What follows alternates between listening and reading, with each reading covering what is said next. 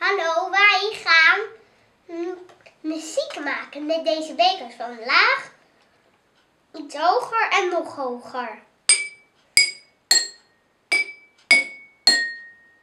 Hoe kan het dat ze allemaal een ander geluidje maken? Omdat deze is heel klein een beetje en die iets meer en deze helemaal.